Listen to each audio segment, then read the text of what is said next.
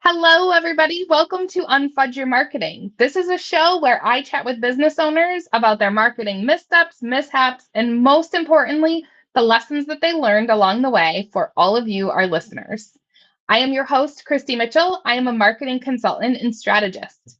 I work with service based business owners who have relied on referrals and word of mouth to build their business. And they know in order to take things to the next level, they need to finally think strategically about their marketing. Today, I am super excited to welcome Phil Olo to the show. After growing up in Kenya, Phil relocated to the United States to pursue higher education. He successfully completed his master's degree in construction management engineering. Following that, he established Spatialists LLC, a company where he specializes in architectural design and virtual reality. Welcome to the show. Hi, thank you. Thank you for having me. Thanks for coming on. I am really excited for this conversation today.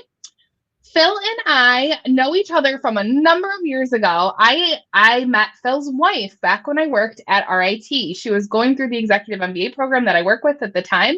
And Phil and I were just reminiscing before we hopped on our live, talking about when he came to campus for graduation. So we have actually met in person a number of years ago, but it's been a very long time. Yeah. Not to make this show about your wife, but I love your wife.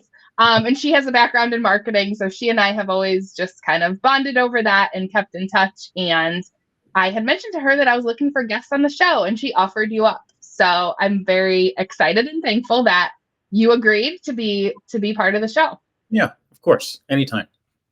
So tell us a little bit, actually, if you want to go into a little bit more detail about your company, because I know a decent amount about it and I think it's fascinating what you do. So if you want to talk a little bit about the company and then kind of what has your marketing journey been like? Because I know what Jen has told me, but we're going to have this conversation today to kind of dig into what were some of the marketing things that you've done along the way and what did you learn from those experiences? So where do you want to start? Well, I'll just start with the history and what it's about and what we do. So, started here in Los Angeles, El Segundo, and it's been like about more than 10 years now in the business. But it was really difficult, especially for starting a business the first time. You want to be in control of so many things. You want to be in charge of how things run. You want to make sure that everything is spot on, and you know um, it was a humbling beginning in the first stages. But so what we do was initially started with just rendering, just helping architects visualize their projects and helping them communicate effectively to their clients what they're trying to showcase. And I think one of the motivations was one client designed a kitchen and weren't really sure of what they were selecting and the material selection. And in the end, it was done. The kitchen is done, but it wasn't what they wanted. So they've spent all the money. They had just have to use it and live with it, and and just kind of hope to save money for another remodel, and this time do it right. But with VR, I noticed you get exactly what you want in advance before Mhm. and that peace of mind, that getting that custom experience, getting exactly what you want, which is our generation right now. You can actually get what you exactly need Mhm. for a particular problem, and that helped people out. And I was like, oh my goodness, I could help a lot more people make the right decision and save a lot of money and enjoy their spaces. Yeah. So where Spatialist started, and we've been working with home builders, real estate developers. Now we have big brands that we work with, specifically in the retail space and hospitality. And we're doing a nationwide project with some of these companies, so that's really helpful.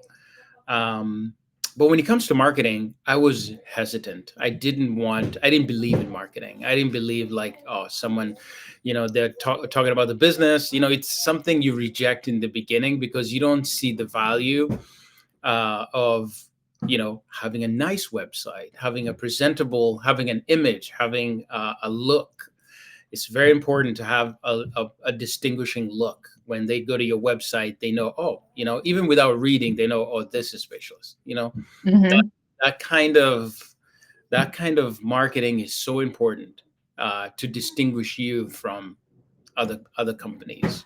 And I just want to point out again here that you're married to a marketer, and I am. even you were like, nah, I don't really need marketing. I thought I knew what I was doing. In fact, I was kind of like, okay, I just said yes, but deep down I was like, oh man, I think I can do better. But this is an expert. This is someone who specializes in this. Hmm. I started understanding the value. It's and also this idea that you have to be very patient uh, Hmm. with marketing. It's not like you do something on Monday and then results on Friday. No, it doesn't work like that, and it's very experimental. So and especially we've worked going through different people.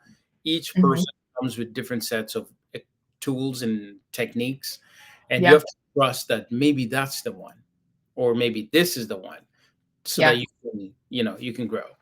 Yes. Yeah, I just want to pull out those two key pieces and hammer those points home because I feel like I am preaching all the time that you need to be patient. yeah, Because especially when it comes, like, I talk a lot about like organic content marketing, right? It's like creating this helpful, relevant content that solves problems for your audience. It's super powerful, can get you great results, but it's not going to be an overnight thing. Like you said, you can't do it on Monday and expect the yeah. results the next day. It doesn't work that way. The expectation, though, that's what we Yes. expect. Yes. But this is why you almost have to do a little bit of homework personally, as opposed Hmm. to just because this is what social media is trying to push, especially Instagram. Your company is not Instagram. Your marketing is not on Instagram. Like your business is not as it can be marketed on Instagram, but it's not like an Instagram ad. Do you know what I mean? Hmm. That's what people think. You pay $10 and you're done. No, it's not like that. So Yeah. there was that McDonald's experience where you want things fast. Um, Mm. and one thing I noticed is even though I'll be working with different people, I want to maintain the specialist idea. So they could work around whatever ideas they have, but there's still the core method of a core vision or culture of spatialist that they can use that as a reference and not to distance themselves from what we really want to look like to the Hmm. yeah what we want to represent. Yes. Yeah, Staying true to your brand, it sounds staying true like. to the brand. Yeah, as Yeah. opposed to just letting someone just, hey, listen, I can change your website, I can change everything. Let me change your stuff, or let me change Yeah. this color. So, but as I just trust, as you get mature in business and as an entrepreneur, you just start trusting people and believing that you can trust people and Hmm. seeing their work and trusting that they'll do a good job. And if it doesn't work, it is what it is. If it does, then you're fantastic. Things are great. You just move. Yeah. Yeah. So that was the other piece I wanted to kind of pull out from what you were saying before is that there is a level of experimentation, right? And like I've had this conversation many times with business owners. It's like there is no one size fits all model. There's tried and true, methods and approaches, but every business owner kind of has to go on that journey themselves to figure out what's going to work for them.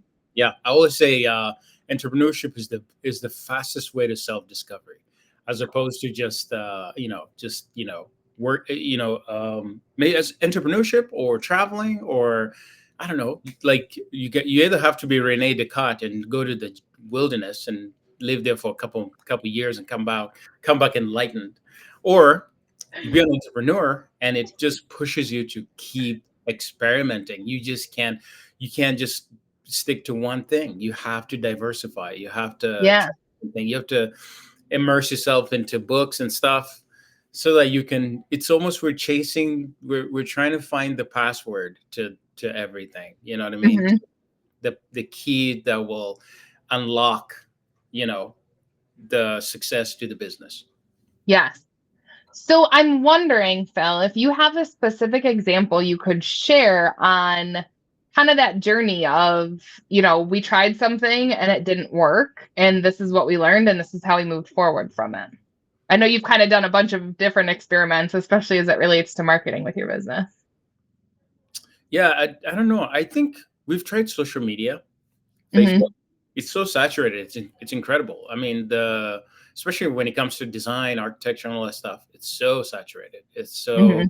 It's like you're invisible, and it's kind of like people are not really looking. I know people are looking, but uh, but I can't really say people are not looking. Maybe people are not looking at my stuff. They are looking at my stuff, but it's always this issue where I want the right person to look at it, but you never Yeah. get the right person to look at it because uh, maybe they're not even there.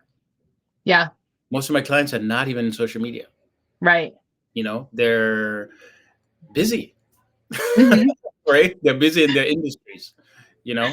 And They if you don't want, have that. They don't have time to doom scroll on Facebook. and if you're dealing with a whale, they're so busy trying to handle fires, and they're just Hmm. looking to find the right people to help address certain sections of their business. And if you can be one of them that takes care of them of that part of it, then it's a win. Yeah. uh, and that's where I'm like, kind of like, okay, social media, I get it, it's nice, but it's not for every business, you know. Hmm. Yeah, it could be Yeah. for, And that. go ahead, sorry. No, go ahead. Finish with your thought. It Sorry. could be for like a beginner. No, I'm not saying a beginner, but it could be for certain type of businesses. It's fantastic. Fashion, hair, makeup, salon, whatever. Those things are incredible on social media because people want to look. People want to see. Oh, I want to see the latest fashion. But what about this new hairstyle? Let me see what she did yesterday. See what I mean? Hmm. Yep. But that at that level it works. But for imagine for the brands that produce the products that they use, they're probably targeting something else, distributors or Hmm. different stores, so they have to maybe physically go there and Yeah. talk to them. It's a different approach, different areas. Yeah. Yeah, and that totally speaks to the point that I wanted to bring up is that, your company especially, and I've worked with some like software as a service providers, and it can be so incredibly challenging to do something like social media for that type of business because your target audience is a business, first of all, Yeah. right? You're in the B2B space, not B2C, so that's a challenge, which sometimes LinkedIn could be a really good option there. Yeah. But especially with your type of business, it's so experiential, right? Like it's hard to describe what it is Yeah. in a way that really translates effectively on social media, I can Yeah. imagine. And people sometimes don't value, especially VR. Um, you almost have to demonstrate the work to them, Yeah. and almost some clients have noticed you have to go through one project for them to get it. and Yeah. once and once you get into their workflow and they're like, oh my goodness, we should have done this long time ago. We Yeah. Because think about this, we're doing virtual reality on a restaurant. We build the entire restaurant in the space. We walk through the space, change materials real time. Well, everybody's sitting there, the designer, the owner, the architect, everybody. We're all there looking at this space in the span of 15 minutes and made changes that would take nearly a week if we were not in communication together. Right. Yeah. So those kind of things are that's probably uh, my advantage to Hmm. having this traditional approach is, number one, we save time. We're all in the same page and we move faster in terms Yeah. of agree much faster when it comes to design, because design is subjective. We can both try two different things and both agree at the same time, okay, this is better, and Yeah. be so there's a lot of time. I imagine too, it's got to save a lot of costs, right? Going back to that initial example that you gave on a smaller scale, right? Of like a customer with a kitchen and they weren't happy with it, right? I Yep. can imagine, on a larger scale for chain restaurants or, these bigger companies, like one bad decision because you couldn't visualize what it actually looked like in that space could end up costing tons of money to try and go back and fix. And people forget the landlord has a lot to say. Uh, Mm. The landlord can decide, listen, you can't have a porch here, you can't have a patio, sorry, it's not, it's my building, this is how I want it to look, but the party outdoor patio, I don't want that, like Europe or whatever. No. So Yeah. if your design was based on the patio as the main, something to attract customers, you have to redesign the whole thing. Hmm. But if the landlord is involved in the conversation, it's a completely different experience, and Right. we don't have to go back and forth. In a span of Yeah. 30 minutes, we can resolve so many things and get the project out of the way. That's awesome. Yeah. So I feel like we could go down the rabbit hole of talking about your business and all these like use cases, but to bring it back to the marketing side of things. So you tried some social media, didn't pan out, didn't work. How do you market your business today? What does your marketing look like for Spatialists? So there was something that was really successful. You physically go to these companies and walk in and schedule an appointment and Hmm. and give them a demonstration. Hey guys, I'd like to do a demo for a project, and this is what we do, and this is how we can help you. And they can decide if they want to and get involved. Some companies, there's one that recently came through. We're still in the works. There's one that came through, and instead of hiring us, they wanted us to train their people on how to use the programs so that they Wow. can do it themselves. So that became an opportunity. So if you want training, we can train you guys, but that will take Interesting. time, Yeah. because every software like Excel or whatever, people there's a workflow, a manual that the company gives you, but humans like to make their own stuff up. So we come up with our own ways of doing things. It's my method. It's my Yep. fastest way to get to A to B. But the manual shows you A to B, but I think it's too slow for me. So I've created something. So we've done the same thing. We've reinvented our workflows, and if Hmm. training, we can train you, but it is the best way, in our opinion, to get the job done faster. So Yep. training is one thing, but word of mouth and being you have to. And most of the big companies that we've met, that's what we did. We just went to their offices and had an interview and did a demonstration, and we got the jobs. Yeah. Yeah. And that was something that was so interesting to me because in talking to Jen, just as like a sidebar conversation, again, going back to your wife, like that was an interesting thing whenever I'd be like, so how's Phil's business going? How's the marketing going? Because I know that I had recommended some people for you guys to connect with on that. And it was just so interesting to me because she's like, yeah, I mean, marketing just doesn't really work for him in the traditional way that a lot of people think, like, I'm going to do ads or I'm going to do, Yeah. social media or I'm, whatever the thing is. Yeah. And I think that's just such an important message for business owners to hear is that, again, there's no one size fits all model. Just because this tactic works for somebody else's business doesn't mean it's going to work for you.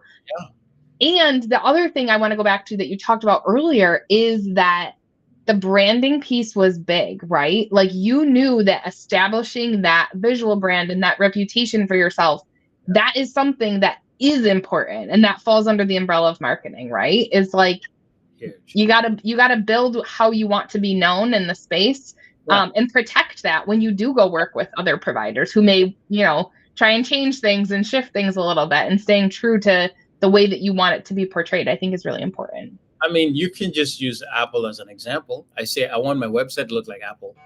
I want everything to look like that. I want the quality of images on the website to look like that and to be Mhm. consistent.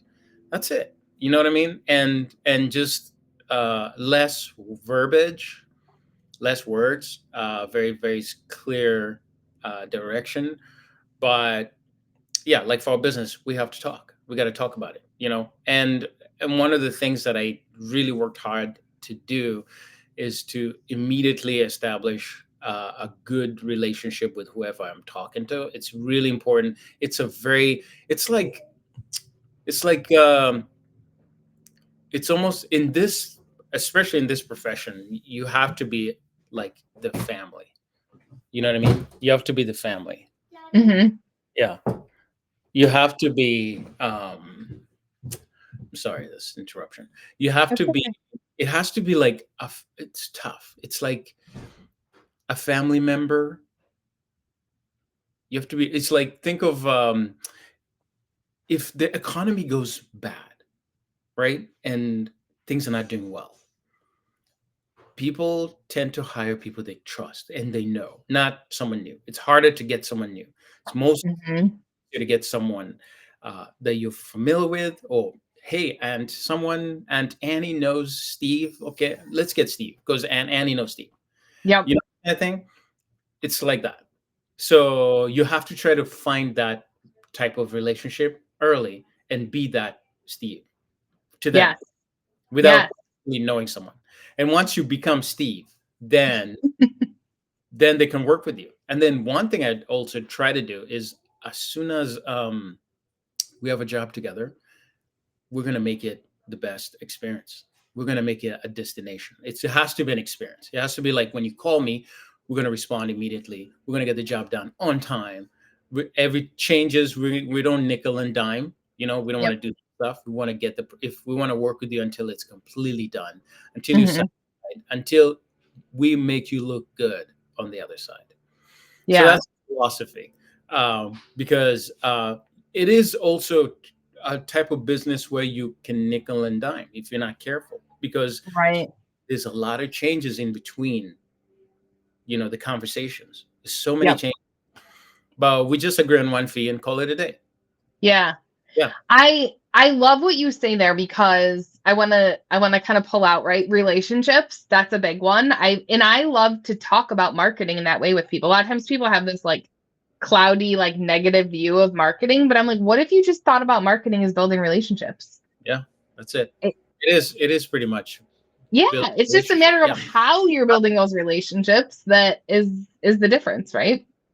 You can't forget that. You can't forget this is a relationship that needs to grow, and you Yep. have to bring value to them.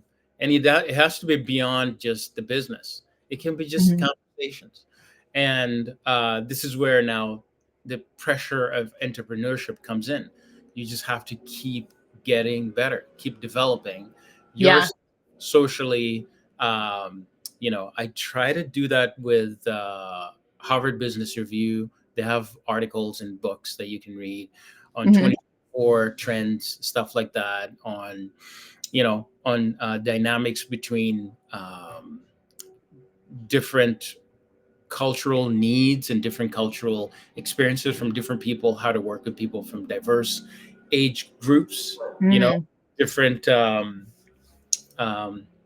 generational. Now we're having generational conflicts, you Yep. know, and if you can recognize those things with your clients and tap into that, if someone is from a Gen Z and they're trying to hire you, you can connect with them quickly.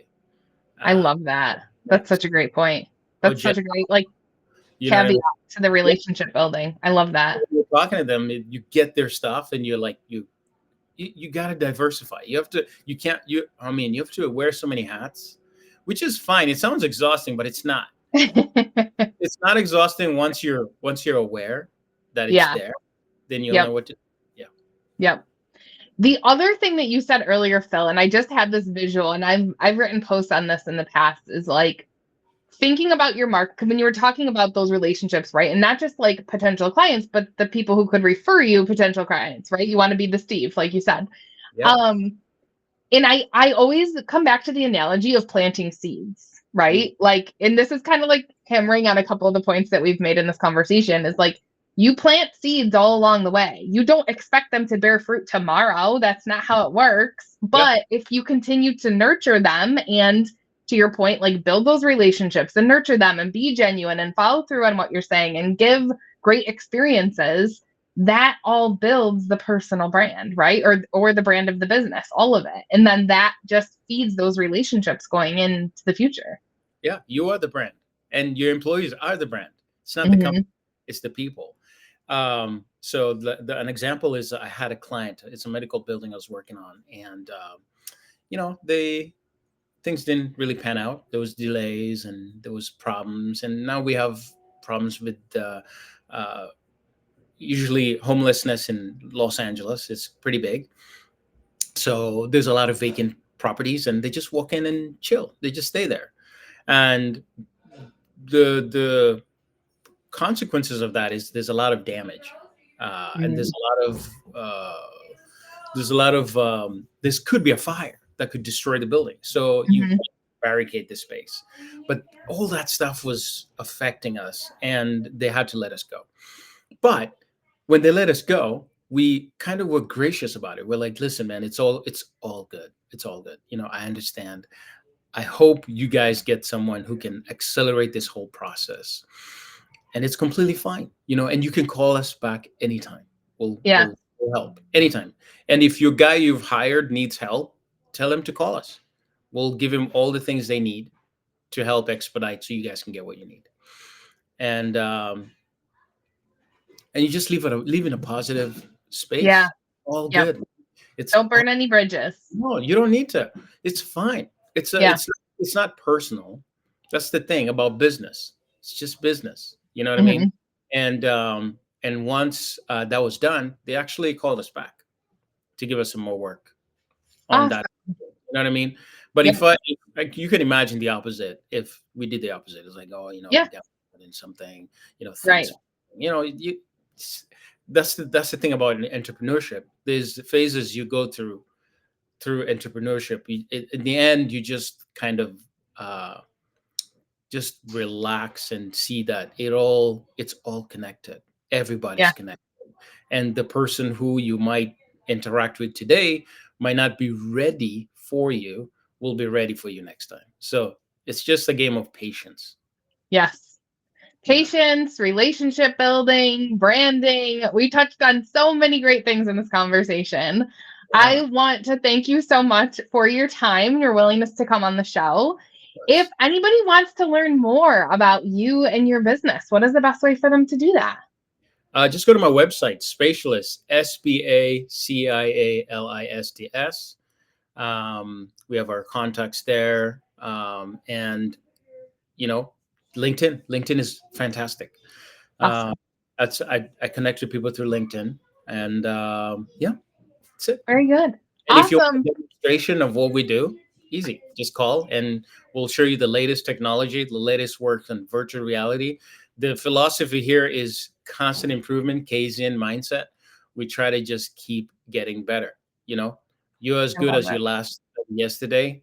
So any tip, we're early adopters. So as soon as anything comes in like AI, we're already exploring AI technology with architecture. Last 10 years, we've been exploring gaming technology with architecture, which has really helped us now to get into. Wow. And now we're using AI in relationship to gaming, so we can, you know, be able to stay relevant. That's it.